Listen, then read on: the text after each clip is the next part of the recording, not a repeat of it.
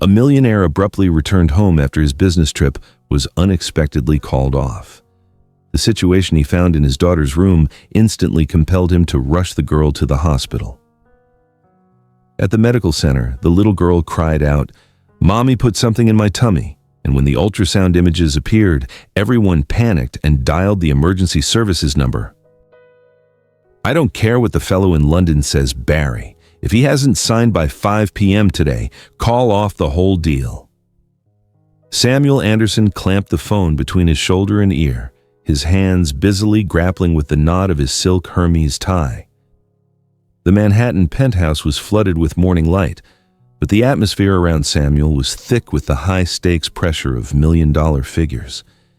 He strode across the living room, eyes glued to the Patek Philippe watch on his left wrist, completely oblivious to the small figure huddled next to the sofa. Charlotte timidly stepped forward, her tiny fingers clutching the worn hem of her old teddy bear print pajamas. She rubbed her dark-rimmed, tired eyes, her pale face dotted with a fine sheen of cold perspiration, trying desperately to attract the attention of the tall man before her. "Daddy," Charlotte whispered, her voice weak from the dull discomfort in her lower abdomen. "I feel strange inside my tummy."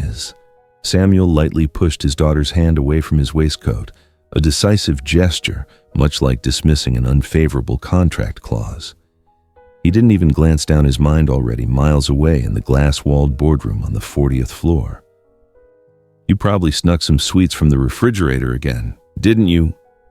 He pulled out his wallet, his thumb lightly caressing the powerful black credit card, the Centurion card that the entire city coveted. He slipped it into his daughter's trembling small hand, treating it as the perfect shield for his impending absence this weekend. "Give this to Aunt Christina. Tell her to take you shopping for anything your heart desires. Legos, dolls, or even the whole toy store, I don't care. Daddy has to leave now." The sharp, dry sound of the door slamming shut severed the fragile connection between father and daughter. Charlotte stood frozen in place, clutching the cold plastic card. Yet what she truly needed was a warm hand placed upon her forehead, not an unlimited spending limit. The sunshine streaming through the floor-to-ceiling windows illuminated the pop-up studio that Christina had just set up. The young stepmother was busy adjusting the brightness of a massive ring light. She tilted her face left, then right, meticulously checking her foundation through the phone camera, ensuring that not a single pore would dare show up on her live stream. Charlotte trudged closer, her empty stomach beginning to churn with a hollow feeling. She looked at Christina, who was absorbed in arranging expensive perfume bottles onto the filming table. "Aunt Christina, Daddy left." Christina clicked her tongue, her finger still rapidly scrolling on the screen to select a skin-smoothing filter. She didn't turn around, simply jutting her chin towards the piles of shopping bags scattered across the floor. "I know. And please keep out of the camera's sight.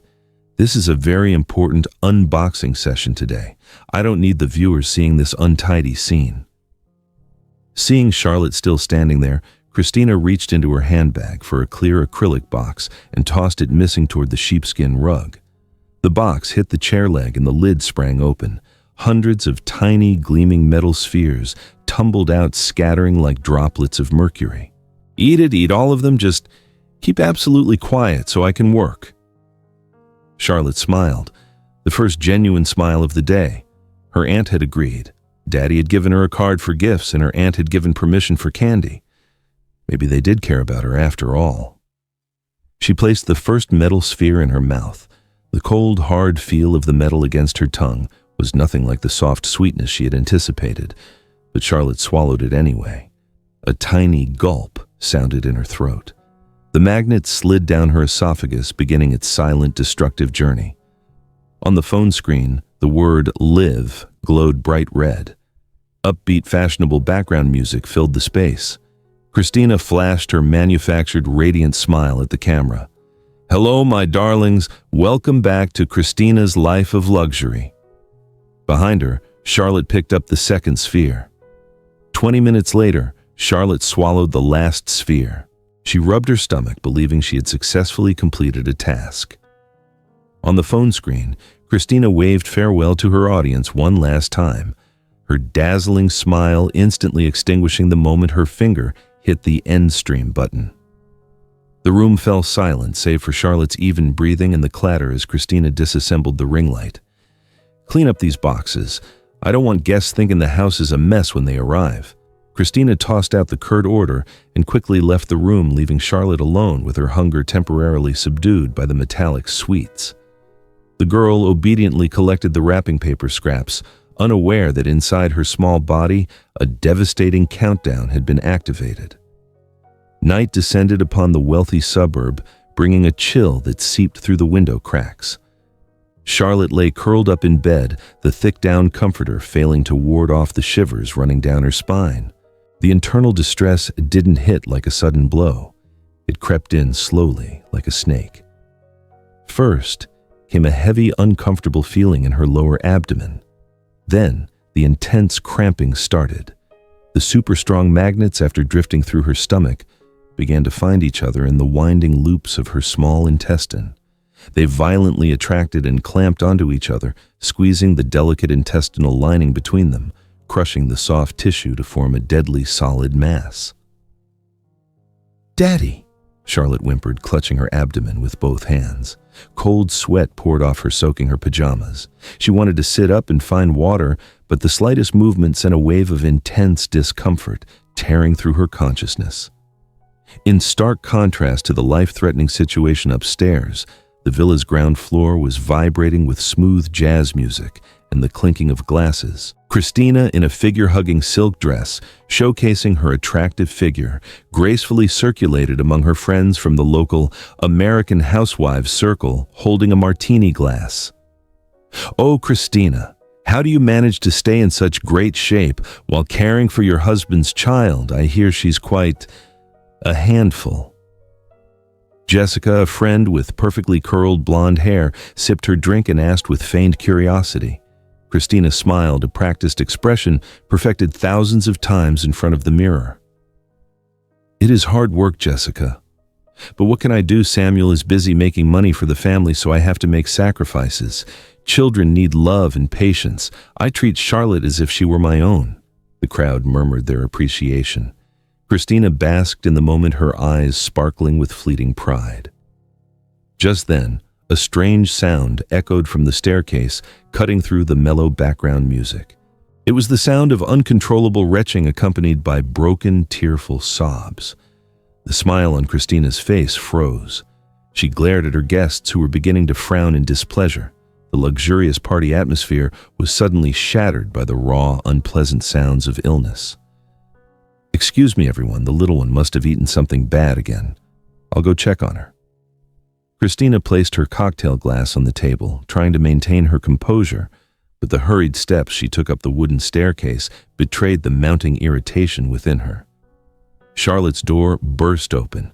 The acrid smell of stomach bile hit Christina, forcing her to raise a hand to cover her mouth, her face twisted in disgust. On the floor right beside the bed, Charlotte was hunched over a puddle of vomit. The expelled matter wasn't the color of food. It was a strange dark green-black, a sign of severe intestinal blockage. But Christina didn't see that. She only saw her ruined imported sheepskin rug, which had cost $3,000. "Charlotte, what in heaven's name have you done?" Christina hissed, slamming the door shut to keep the noise from drifting downstairs. She didn't approach the child to help her up, but stood arms crossed from a distance, her gaze as sharp as a razor blade. Charlotte looked up at her aunt with tear-filled eyes. Her breathing was wheezing weak. "Auntie, I hurt. My tummy feels like it's being cut. Please help me." "Hurt? You're just putting on an act." Christina dismissed her immediately. "I told you not to eat sweets, didn't I? Are you doing this deliberately to spoil my party, just like you cling to Samuel every morning?" "No, I'm not." Charlotte shook her head, a fresh spasm forcing her to double over and dry heave green bile. Christina checked her watch. She couldn't stay up here long. Jessica and everyone else were waiting. If she disappeared for too long, they would start gossiping. She needed a quick fix. Silence. She needed absolute silence. The stepmother quickly went into her and Samuel's private bathroom, rummaging through their medicine cabinet. She pulled out a sheet of strong prescription tranquilizers. the kind she typically used to overcome sleepless nights caused by anxiety over her dwindling social media engagement. Returning to the room, Christina poured a glass of water and popped 2 of the opaque white pills into her hand. "Take these." She thrust her hand in front of Charlotte, her voice icy, permitting no refusal. Charlotte looked at the strange pills, fearfully recoiling. "What medicine is that, Auntie? Daddy said I shouldn't take unknown medicine." "This is special expensive pain medication for your tummy ache." Christina leaned down closer to the child's ear, lowering her voice in a threatening whisper. "Listen, Charlotte, Daddy Samuel really dislikes loud, sickly children. If you keep crying and bothering him, he's going to stop liking you, won't he?" The threat struck the 8-year-old's greatest fear. Charlotte sniffled, taking the 2 pills. She didn't want her father to dislike her. She wanted the pain to stop. "I'll take them. I'll be good." Charlotte put the pills in her mouth, washing down the bitter taste with a large gulp of water. "Good. Now lie down and go to sleep. You are forbidden to leave this room until morning." Christina was satisfied. She snatched the glass, turned off the overhead light, leaving only the weak glow of the nightlight. She quickly walked out the door, not forgetting to shoot one last furious glance at the spoiled rug before returning to the glamorous world downstairs. The strong adult sedatives quickly took effect on Charlotte's small body. Within minutes, her heavy eyelids fluttered shut. Charlotte's consciousness slowly drifted into the darkness, where the pain seemed more distant, more vague. But her body did not sleep. Beneath the thin blanket, a silent life-or-death struggle was unfolding. As her mind was numbed by the medication, the body's natural protective reflexes were also neutralized. The magnets continued to tighten, piercing through the intestinal walls. Digestive fluids and bacteria began to leak into the abdominal cavity. Charlotte's stomach started to swell tight as a drumhead. Her fingers instinctively curled up, faintly scratching the bedsheet. Downstairs, the music picked up rhythm, the cheerful clinking of glasses echoing completely, drowning out the heavy, struggling breaths of the child slowly sinking into a fatal stupor on the second floor. The morning sun filtered through the thin curtains, shining directly onto Charlotte's pale face. 12 hours had passed and no one had entered the room. No glass of water, no comforting touch, only the magnets quietly constricting her internal organs from within. Downstairs, the remnants of last night's party were still evident. Half-finished wine glasses stained the marble countertop, and empty bottles were scattered on the floor. Christina was buried on the velvet sofa, a faux fur throw covering her head to hide from the sunlight. She was enjoying her weekend sleep-in, believing the dose of medication last night had permanently resolved the problem named Charlotte. 30 miles away in the business-class lounge of JFK Airport, Samuel Anderson stood rooted before the massive electronic departures board. The words "canceled" flashed repeatedly in bright red next to his flight number to London. Samuel cursed under his breath, his thumb pressing hard against the screen of his phone connected to his assistant. "Barry, are you kidding me? What kind of a blizzard is this? I need to be in London before Monday morning." The frantic voice of the young assistant came through the line, trying to explain the unusual cold front blanketing the entire East Coast. Samuel didn't want weather forecasts, he wanted solutions. But looking out the massive terminal window, the snow was falling heavily, coating the runway in white. Mother Nature cared nothing for corporate mergers. Samuel sighed, taking off his Bluetooth headset and tossing it into his leather briefcase. He glanced around the VIP lounge. Other executives were either glued to their phones or furiously typing away on their laptops, handling their own crises. But Samuel's eyes stopped in one corner of the room. A man about his age was sitting on the floor, holding a colorful comic book, patiently reading to his small daughter who was asleep with her head resting on his lap. The girl was about Charlotte's age. The image felt like a needle prick in Samuel's chest. He remembered Charlotte's dark-rimmed eyes yesterday morning, the way she clutched his vest, and the weak complaint he had carelessly brushed aside. "Daddy, I feel strange in my tummy." The sentence suddenly echoed in his mind, crystal clear amidst the airport noise. Samuel pulled the boarding pass from his breast pocket, stared at it for a moment, then crumpled it in his hand. He grabbed his phone and called home. The long rings chimed endlessly. No one answered. He switched to Christina's cell phone. Still the long, cold tones ending with his young wife's sultry voicemail. "Hi, this is Christina. I'm currently busy enjoying life. Please leave a message." A feeling of unease snaked into Samuel's gut. It wasn't just the frustration of failing to connect, but a chilling premonition, the primal instinct of a father that he had buried under the veneer of work for too long. "Fine, London can wait." "Tita," Samuel muttered, grabbing his briefcase and striding quickly out of the lounge, heading straight for the parking lot. He was going home. He would spend these 2 weekend days sitting with Charlotte, maybe taking her for ice cream, or simply hearing what she wanted to say about that tummy ache from yesterday. A belated but necessary atonement. The black sports car sped through the snowstorm. The wipers worked furiously, but could barely clear the white screen ahead. Samuel gripped the steering wheel tightly, his knuckles white. His agitation grew with every mile. Why hadn't anyone answered the phone? Christina might be asleep, but what about Charlotte? At this hour, she was usually watching cartoons in the living room. As the car turned onto the gravel driveway leading to the villa, Samuel noticed the house was eerily silent. No lights were on, even though the sky outside was already gray from the storm. Samuel pushed the door open.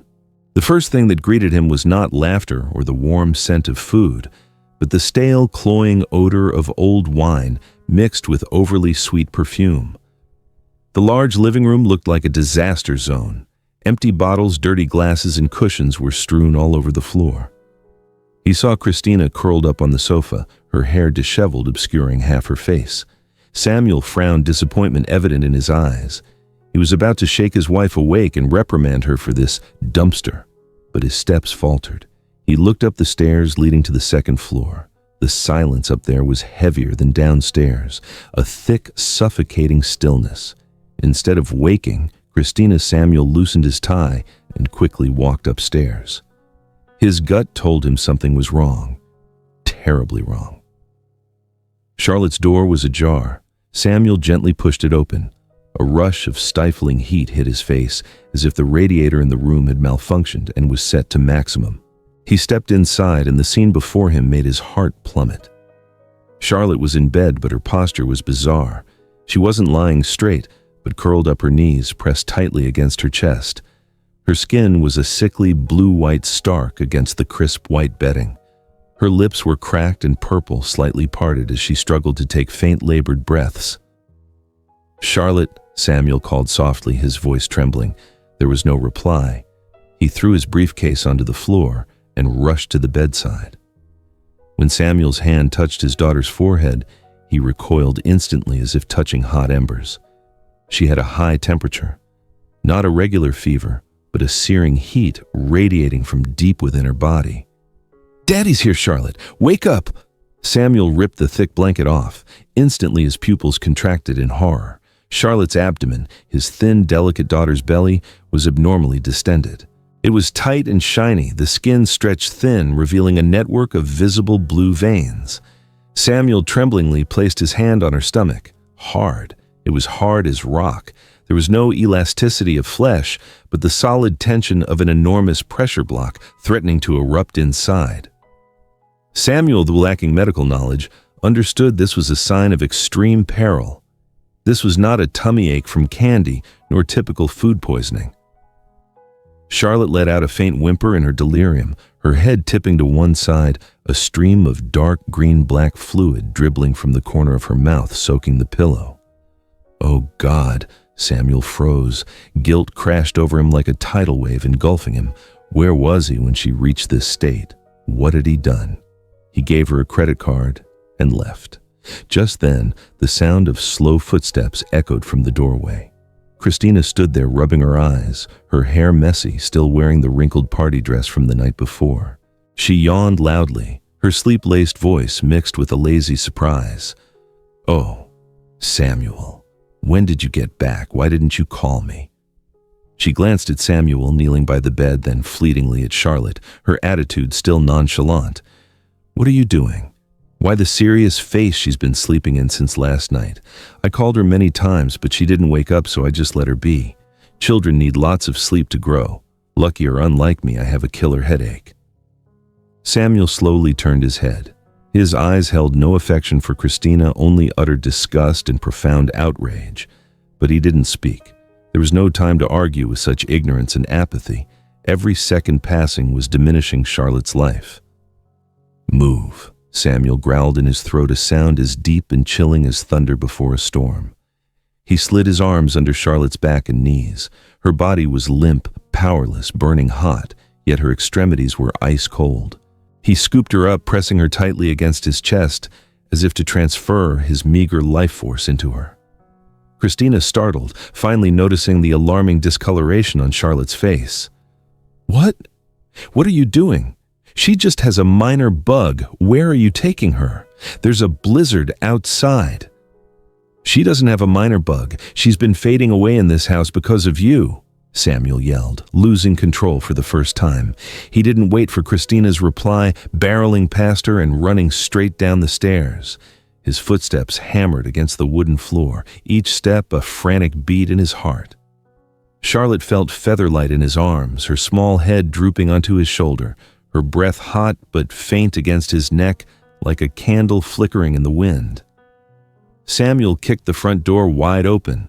The snowy wind rushed into the house, bitingly cold. He ignored his thin vest, rushing to the car, gently laying Charlotte down on the back seat. The engine roared to life, the car speeding away through the white snowstorm, leaving behind the luxurious but cold villa, and the beautiful wife standing frozen in the doorway, beginning to sense the imminent collapse of the perfect world she had painstakingly built. The race against time had officially begun, and Samuel knew he was already one step too late. The black BMW X5 tore through the heavy snow, screeching into the ambulance bay of Mercy Hospital.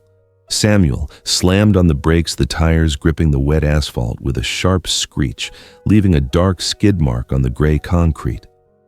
In his arms, Charlotte was limp as a rag doll, her head lolling to one side, her small chest rising and falling so weakly that Samuel had to press his ear close to hear her breathing. "Emergency! I need a doctor immediately!"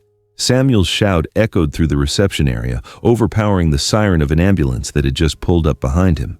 He charged through the automatic doors, ignoring the large security guard who raised a hand to stop him for procedures. Samuel's eyes were blazing with the desperate ferocity of an cornered animal. He was ready to tear apart anyone who stood between him and saving his daughter.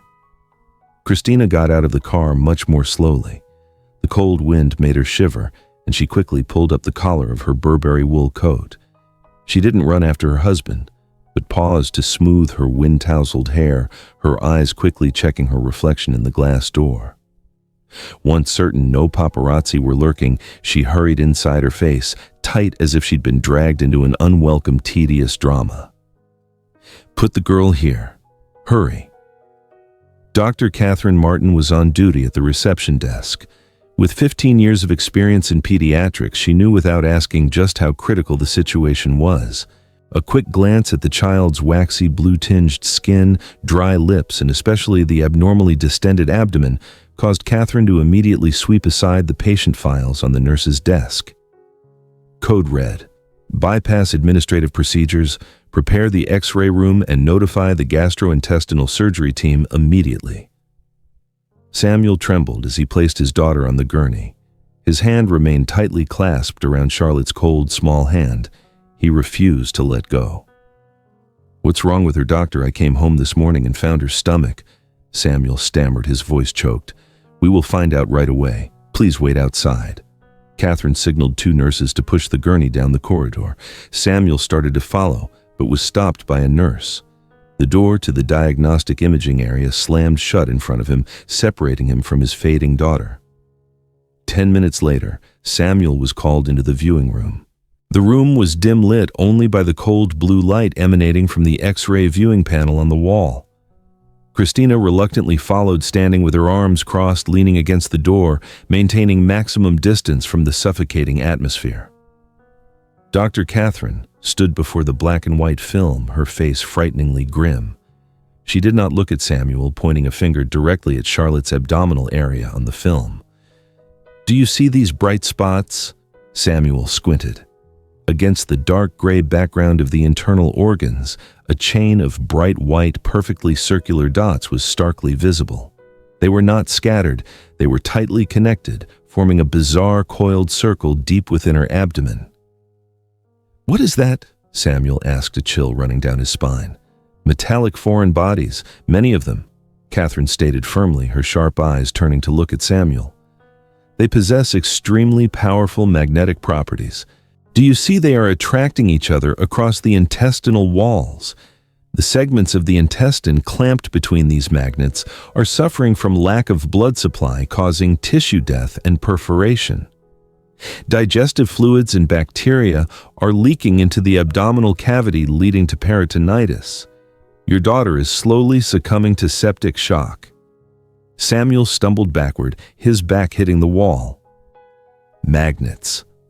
Why were there magnets inside Charlotte? The imaging room door opened. Nurses wheeled Charlotte's gurney out, heading straight for the operating room. The high-dose pain medication seemed to have had a minor effect, bringing Charlotte momentarily out of her delirium. Seeing her father's figure, the little girl strained to reach her IV-laden hand toward him. "Daddy." Samuel rushed forward, kneeling beside the gurney, grabbing his daughter's hand. "Daddy's here, Charlotte. I'm right here. You're going to be okay." Charlotte's hazy eyes struggled to focus on her father's tear-streaked face. She pulled his hand close to her mouth, her hot breath against his ear, whispering words that were fragmented, yet struck him like lightning. "Stepmother, she said they were candies. She told me to eat them." The hospital hallway fell into stunned silence. Samuel froze his hand that had been holding his daughter's, dropping as if he'd touched a high-voltage wire. He slowly turned his head stiffly like a wooden puppet. His gaze bored into Christina, who stood in the corner of the hallway. It was not the look of a husband toward his wife, but the stare of a judge toward a perpetrator. Bewilderment, doubt, and a burgeoning horror were flickering in his eyes. Sensing that look, Christina knew she could no longer remain silent. The survival instinct of a manipulator rose up powerfully. She didn't run. Instead, she immediately sank to her knees on the cold floor. "Oh my God, my child."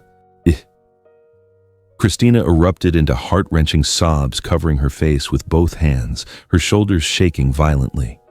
Her mournful, distressed cries echoed through the quiet corridor, attracting every eye of the surrounding medical staff and patients' families.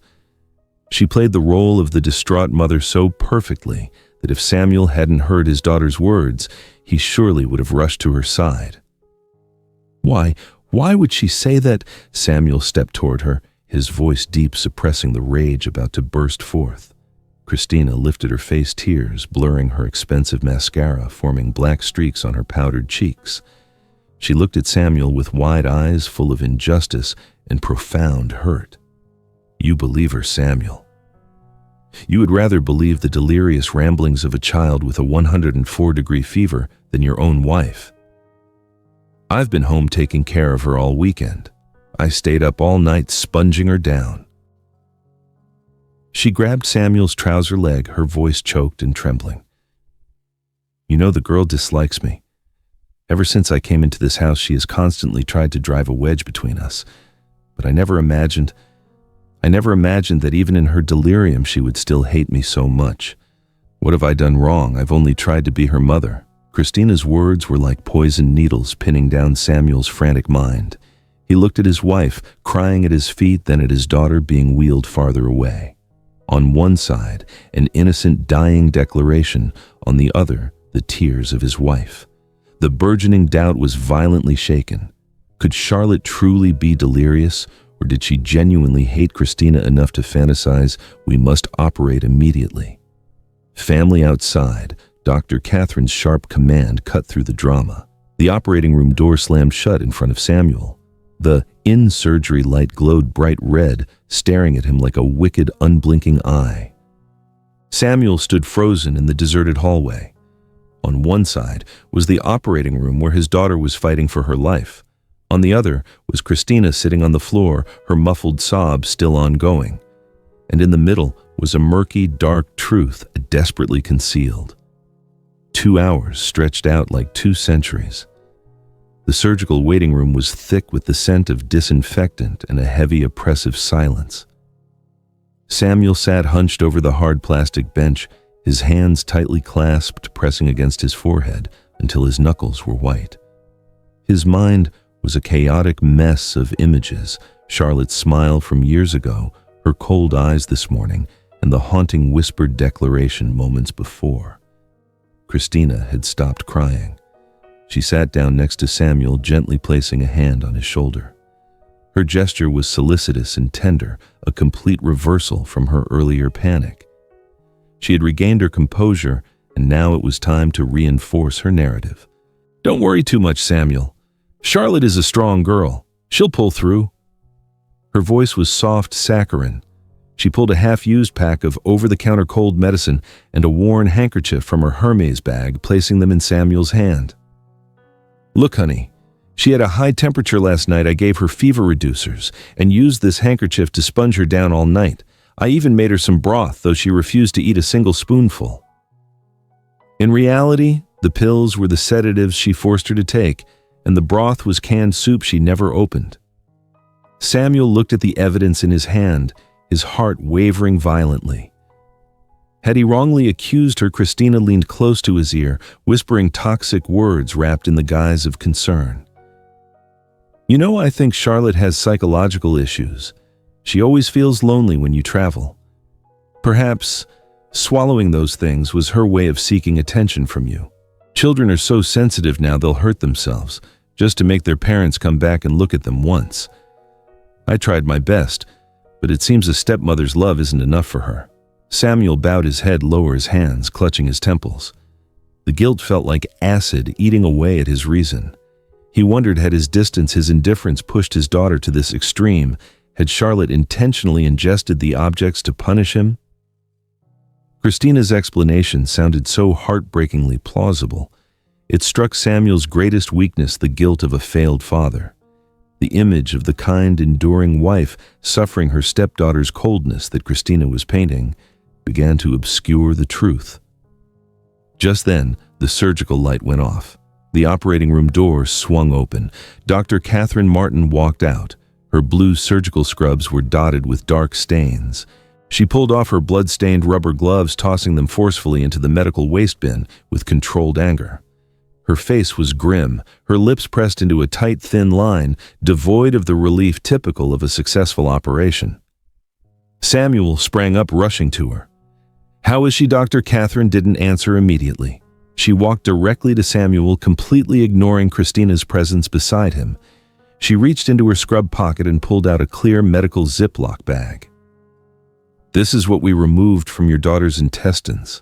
She held the bag up to Samuel's eye level. Inside the transparent plastic bag were dozens of tiny, gleaming metal spheres.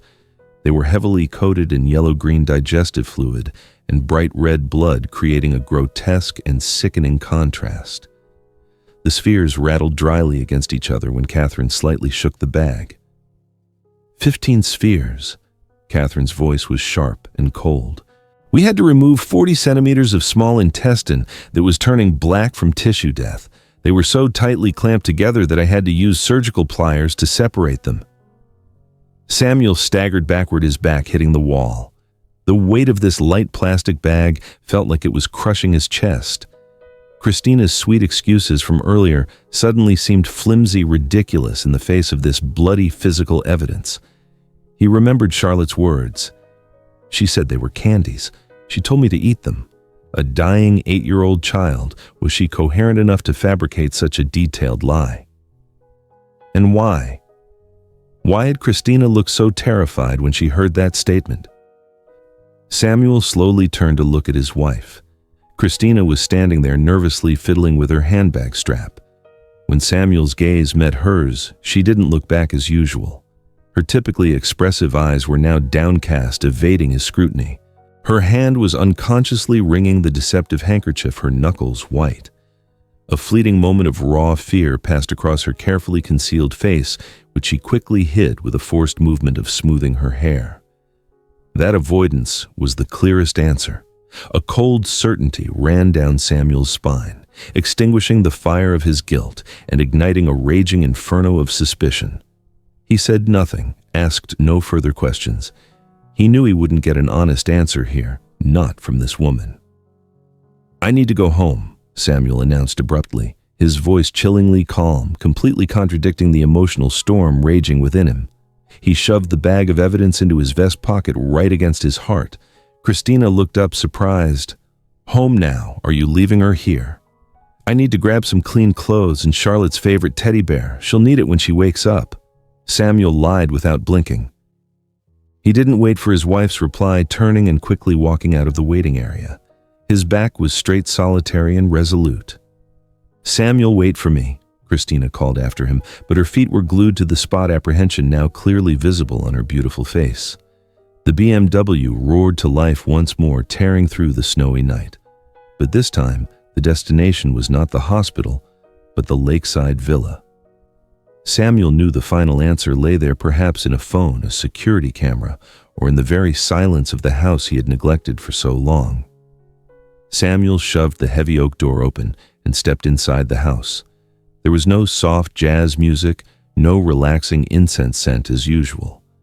The vast house now exposed its true naked face, an empty shell, cold, messy, and desolate. He stepped over the pool of dried red wine on the living room wood floor, his expensive leather shoes crunching over scattered snack crumbs.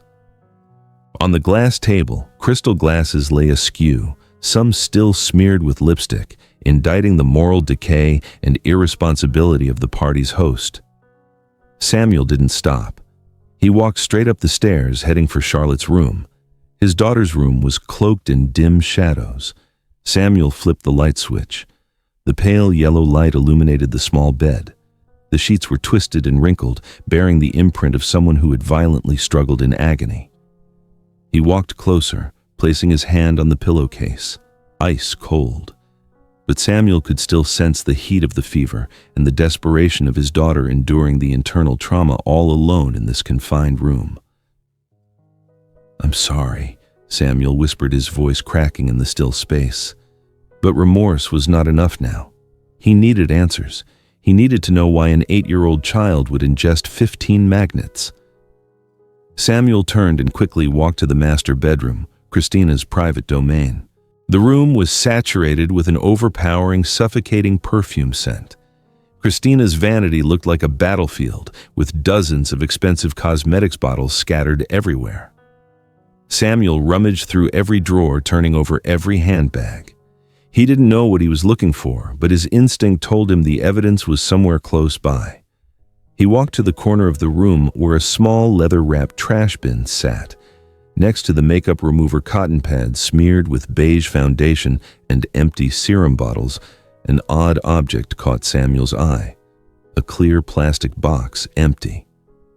Samuel bent down and picked it up, a buckyballs container. The price tag was still intact, along with the illustration's small metal spheres stacked into a sparkling cube. Right beside the box was a pink cupcake liner crumbs still clinging to it. The connection between these two objects sent a shiver down Samuel's spine. Christina had bought it. She had eaten a cupcake in this room, and she had opened this magnet box. She knew exactly what it looked like. "Silver candies," Samuel mumbled, remembering Charlotte's words. These spheres under the bright lights of a live stream would certainly sparkle just like decorative sugar candies. Samuel tossed the empty box onto the desk and continued his search. This time, he focused on the nightstand where Christina usually kept her most essential personal items. Under the latest issue of Vogue magazine was a blister pack of pills. Samuel picked up the pill pack, squinting to read the name under the faint bedside lamplight. Zolpidem 10 mg, a potent prescription tranquilizer for chronic insomnia. The pack of 10 pills was missing too. The tears in the foil were fresh and sharp. Samuel gripped the pill pack in his hand. His knuckles were white blue veins bulging with fury. He had prescribed this drug for Christina last month when she complained about work stress. He knew its severe side effects, causing hallucinations, delirium, and respiratory depression if overdosed, especially in children. "You dared!" Samuel's breathing became ragged and shallow. He looked around this luxurious room. All of it, the silk drapes, the fur rugs, the perfume, was just a glittering facade covering a rotten soul. Christina wasn't just careless. She had poisoned his daughter. She had used a sleeping agent to silence a child, writhing in agonizing pain, all so she could continue her frivolous party. Samuel turned, intending to rush out of the room to take this evidence straight to the police station, but his footsteps stopped at the living room doorway. His eyes fell upon an object standing tall in the corner of the room, the professional ring light setup. It was still plugged in the round LED light bulb like a cold electronic eye observing all the chaos in the house. Samuel recalled his wife's habit. Christina lived on social media. She live-streamed while eating, while putting on makeup, even when she nodded off. Every moment of her life was recorded in exchange for virtual likes. A thought flashed in Samuel's mind, sharp as a lightning bolt across the night sky. That fateful Friday. Before he left, Christina was setting up to film a video. Could it be that terrible moment was inadvertently caught on her camera? Samuel shoved the pill pack and the magnet box into his vest pocket. He rushed down the stairs, no longer displaying the calm demeanor of a businessman, but the urgency of a predator who had just caught the scent of its prey. Christina's MacBook Pro was still sitting on the living room desk, its sleep mode indicator light blinking steadily. Samuel flipped the laptop lid open. The screen flared, requesting a login password. He didn't need more than 2 seconds to think. Christina never remembered complex passwords. She always chose numbers with trite romantic significance to profess her love online. Samuel typed their wedding anniversary date. Enter. The desktop appeared immediately cluttered with unsorted photo and video folders. The interface of the video editing software Final Cut Pro was still open with an unfinished project loaded. Samuel ignored it all. He opened the web browser, going straight to Christina's iCloud cloud storage account. This was where she set up automatic backup for all her live streams right after ending them to prevent data loss. The Live Archive folder appeared. Hundreds of video files were arranged by date with cheesy, flamboyant titles: A Morning with the Queen, Secrets to Keeping the Marriage Flame Alive, Luxury Haul Unboxing. Samuel's finger scrolled rapidly over the trackpad, his eyes scanning the date columns. He needed to find Friday, February 14th. There it was, a large video file recorded at 10:15 a.m. on February 14th. Title: Unboxing New Life. Samuel took a deep breath, feeling as if the air in the room was being sucked dry. He double-clicked the file. The video window opened. On the screen, Christina appeared radiant with her perfectly manufactured smile. She was wearing a cream silk dress, her hair in voluminous curls, enthusiastically holding up an orange Hermes Birkin bag, speaking incessantly about the leather quality and the fine stitching. Samuel put on his headphones and turned the volume to maximum. He fast-forwarded through the meaningless monologues, his eyes strained, searching for his daughter's small figure in the frame. Minute 12. Christina put the handbag down, starting to pull out a makeup brush set to retouch her powder. Minute 14. She leaned down, adjusting the camera angle slightly, causing the frame to shift left, showing only half of her body and a section of the desk behind her. And at minute 15, the camera didn't capture Charlotte, but the high-quality microphone of the expensive equipment performed its task perfectly. The sound of light footsteps shuffled on the wooden floor, rustling timid.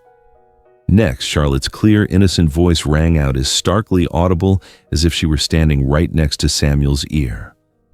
"Auntie, this sparkles like the silver cake decorating candy. Can I eat it?" Samuel's heart stopped. He held his breath, his eyes fixed on Christina's face on the screen. She didn't even look up.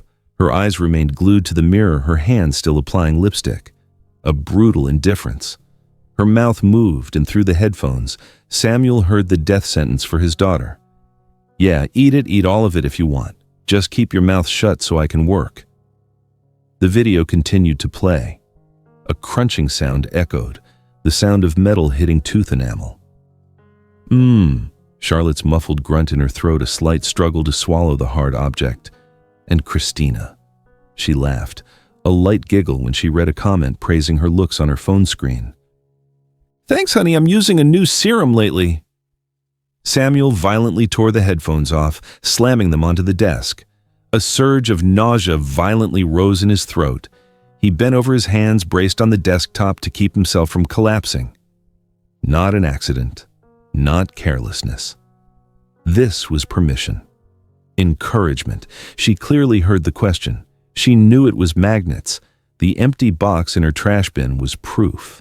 But she told the child to eat them anyway, just for the sake of silence for a meaningless video. This was not a careless stepmother. This was a monster in human guise. Samuel straightened up. His face no longer showed shock or grief. His tears were dry. Instead, there was an icy calm, the terrifying calm of a father who had just found the enemy of his life. He pulled a portable hard drive from his briefcase, plugging it into the laptop. The copying process was swift. The status bar zoomed forward, carrying the undeniable evidence of Christina's culpability. Samuel unplugged the hard drive, clutching it tightly in his hand. He put it in his inner jacket pocket right against his rapidly pounding heart. He didn't shut down the laptop, nor did he delete the access traces. He wanted her to know. He wanted her to be afraid. Samuel turned and walked out of the house.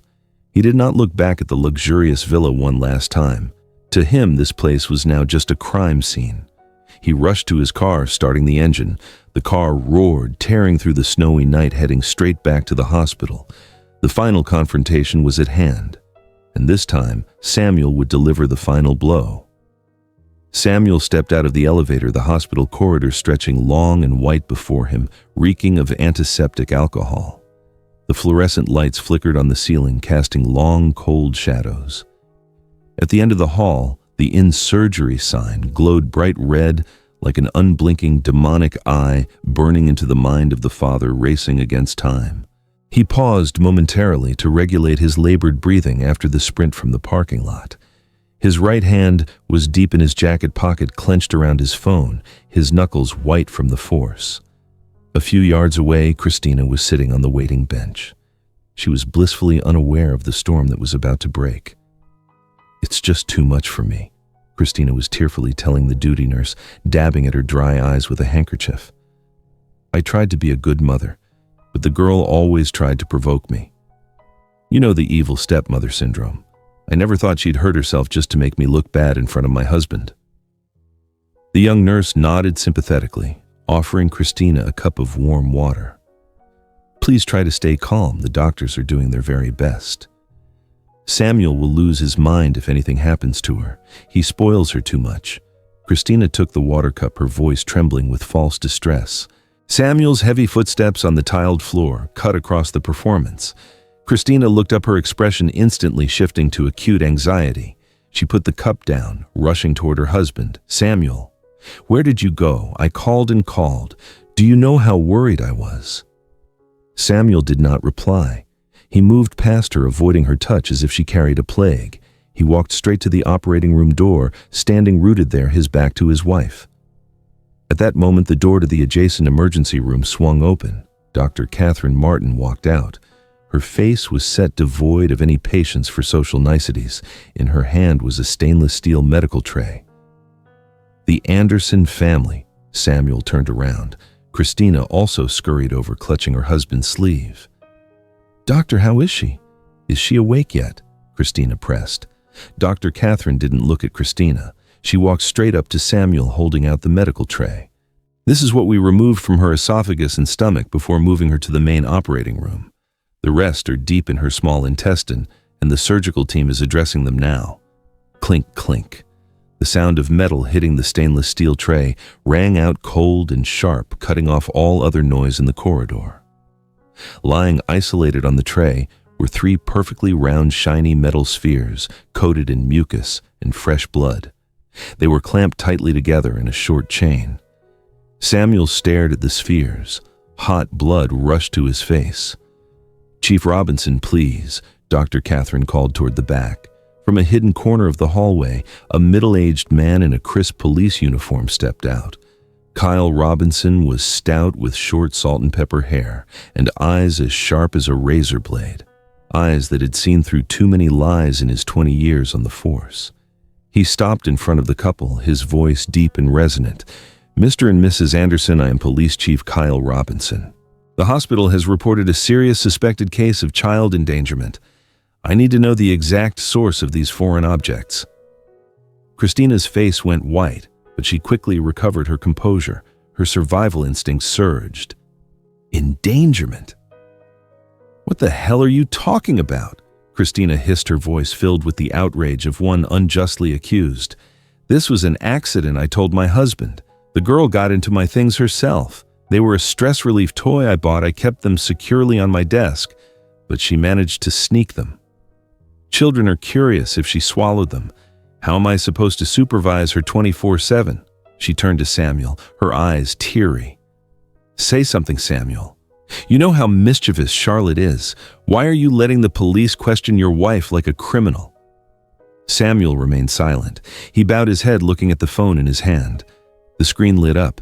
A notification from the cloud application appeared. "File unboxing new life, successfully synchronized on this device."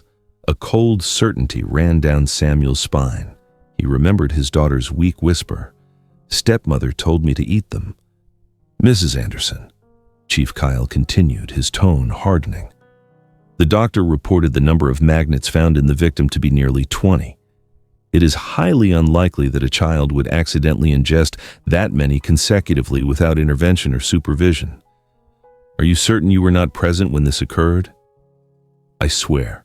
Christina raised her hand, tears welling up. "I was busy preparing for work in another room at the time. When I came back, the box was empty. I thought she had just misplaced them. I never thought she'd swallowed them." "You're lying." Samuel's voice cut through the air, not loud, but heavy enough to freeze the atmosphere. Christina was stunned. "What did you say?"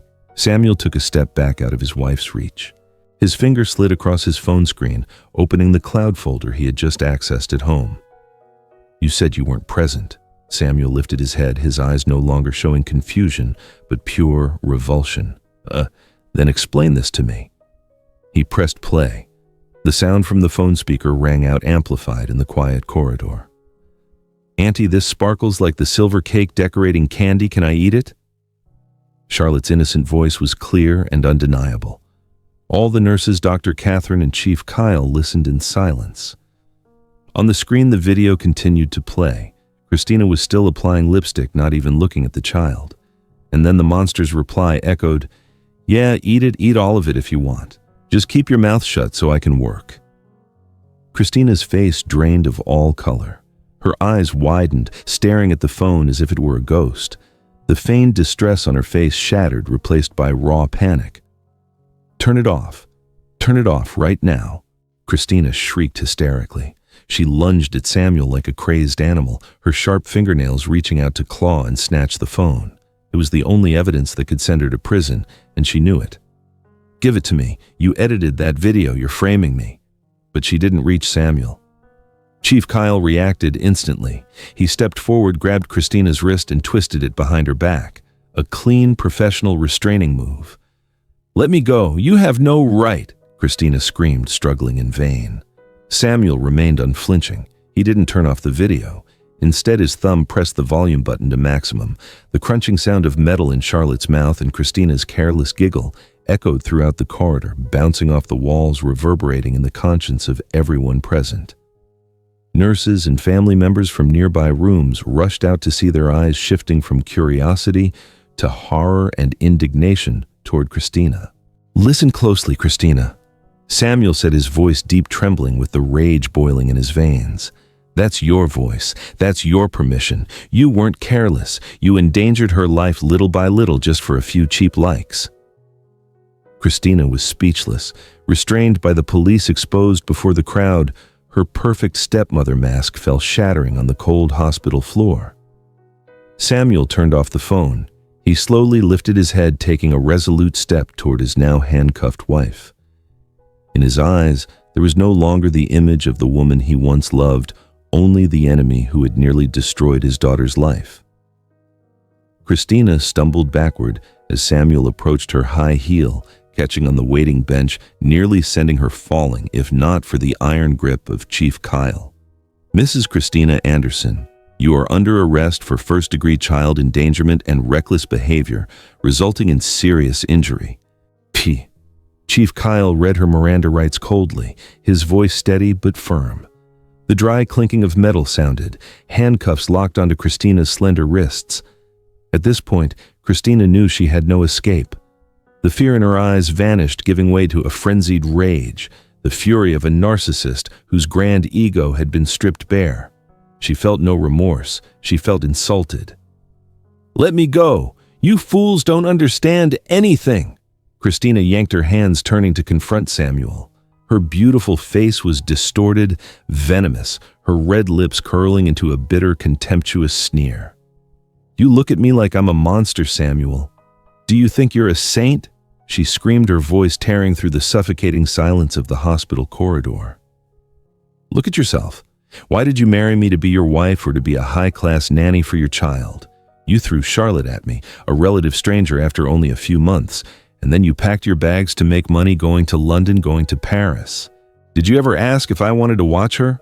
Or did you just assume, because I'm a woman, I was responsible for wiping your child's backside?" Samuel stood motionless. Christina's words hit him like acid. He wanted to refute her, to scream that she was a cruel woman, but his throat was constricted. "You saw she had a tummy ache before you left, didn't you?" Christina continued her attack, every word a dagger in Samuel's heart. "She pulled your coat, she begged you to stay. But what did you do? You looked at your watch. You gave her a credit card. Did you think your money could cure her loneliness?" "Stop it," Samuel whispered, his entire body shaking. "No, I won't stop," Christina laughed maniacally. "I was careless. Yes, I don't love her. Yes, because she's not my child. She was my burden. But what about you? You're her biological father. Why should I, a stranger, be more responsible for her life than her own father? Your indifference is what put those magnets in her hands. You created the void, and I just let the accident fill it." Chief Kyle motioned for 2 officers to escort Christina away. She still looked back, her eyes burning with hatred, boring into Samuel. "You're also responsible, Samuel. We are exactly the same. Don't you dare pretend to be morally superior." Christina's screams faded, finally silenced by the closing elevator doors. But the echo remained ringing in Samuel's head, louder than any siren. Samuel staggered. His legs could no longer support him. He slid down the cold wall, slumping onto the white-tiled floor. His phone slipped from his grasp, sliding away a short distance. He clutched his head, his fingers clawing at his neatly styled hair. She was right. Oh God, she was right. He remembered the despair in Charlotte's eyes yesterday morning. He remembered his hurried urge to escape the house and reach the airport. He remembered the powerful black credit card he had pressed into her hand like an emotional handout. He had bought his freedom with money, and the price was his daughter's life. He had hired a potential menace into his home and given her the key to his child's bedroom. "It was me," Samuel sobbed, hot tears streaming down his cheeks. "It's my fault. I abandoned her." No one dared to approach him now. His grief was too immense, too raw. It was not the sorrow of a victim, but the crushing pain of an accomplice who had just realized his grave sin. A hand settled on his shoulder, firm and steady. Samuel looked up with bloodshot eyes. It was Dr. Catherine. She didn't help him up, nor did she offer empty comfort like, "It's not your fault." She simply squeezed his shoulder, forcing him to face reality. "Get up, Mr. Anderson." Catherine said, her voice stern but not without compassion. "Now is not the time for self-pity or self-condemnation. Your daughter is fighting in there. She needs a father, not a judge busy sentencing himself." Samuel took a deep breath, fighting to swallow his tears. She was right. He still had time to make amends, or at least to be there for his daughter until the very end. Just then, the surgical light above them turned off. The space fell into absolute silence. The faint whirring of machines ceased. The operating room door swung open. A surgeon stepped out. He pulled down his sweat-soaked surgical mask, revealing a drawn, highly strained face. On his blue scrubs, the patches of blood were still fresh. He didn't look around but yelled, his voice urgent, overriding all other sounds in the corridor. "Family, where is the patient's father?" Samuel sprang up like a coiled spring, rushing toward the doctor, his legs nearly giving out beneath him from numbness. "I'm here. I'm her father." The doctor looked straight into Samuel's eyes, not hiding the gravity of the situation. "We found additional objects that punctured the superior mesenteric artery. She has lost a critical amount of blood and is going into severe septic shock. The intestinal necrosis is more extensive than anticipated. We need to remove a large section of her colon and create a temporary ostomy. This is her only chance of survival." He held out a crumpled consent form and a pen. "Sign this immediately. We don't have any more time." Samuel took the pen. His hand shook so violently he could barely hold it steady. The letters on the paper danced before his eyes. Complications, mortality, permanent disability. Images of Charlotte smiling, Charlotte drawing, Charlotte calling Daddy flashed through his mind. Then the image of Charlotte lying motionless with a rock-hard abdomen erased everything else. He had to save her, at any cost, even if she carried these scars for the rest of her life. Samuel gritted his teeth, pouring all his remaining strength into his right hand, scrawling a shaky signature onto the paper. "Save her." Samuel whispered, his voice broken, clutching the doctor's arm. "Please save her. I beg you." The doctor gave a decisive nod, snatched the paper, and turned to rush back into the operating room. The door slammed shut. The in-surgery sign glowed bright red once more. Samuel stood isolated before the closed door. He pressed his forehead against the cold glass of the operating room window, his hands clinging to the frame as if he wanted to tear it open to reach his daughter. Outside, the snow continued to fall, white, cold, and relentless. But inside Samuel's chest, a fire of regret and determination to atone had begun to kindle, burning away the old indifferent man to make way for a painful rebirth. The battle to reclaim Charlotte's life had only just begun, and so had Samuel's battle to reclaim his fatherhood.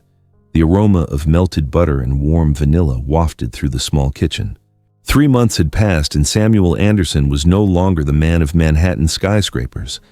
This kitchen had no cold marble or shiny, unused imported appliances.